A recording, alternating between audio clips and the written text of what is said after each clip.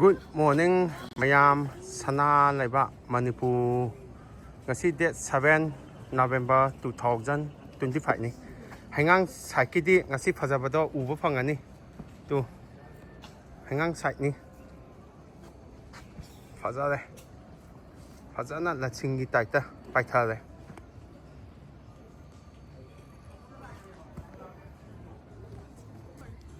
sise phajado mayam nong chu khi bagi nungam ba se ka dung uba phang bani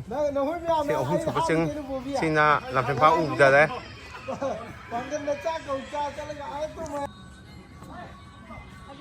numi se yong chik na thola e ching ani gi ka ta gi nakan da na lechin aham ta wa ne si se ngasi di khat chai thu e aham ta wa se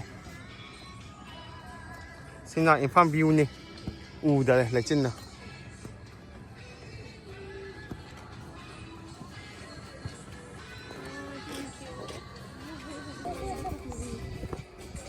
phajado la chingman do hangang sai ta chalo pung manga makhai dagi adum u dunia si se toina di u ba phangoi jaga se phajado phajale kai no khoi gi chanan leba Manipur se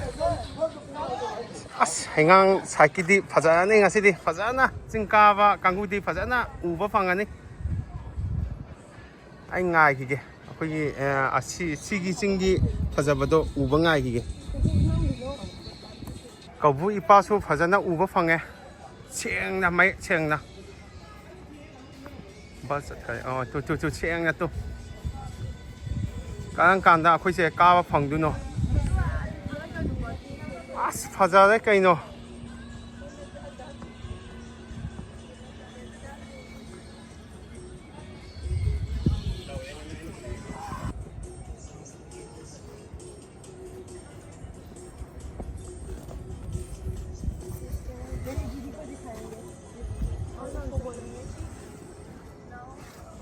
sondi phajana pai tha le tu sai se hangang saiki di as phajare la chingi taita as phajare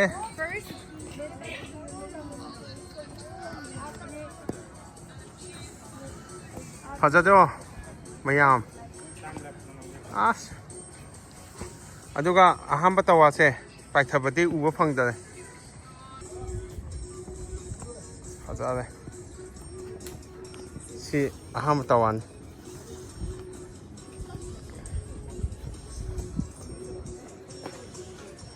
phajado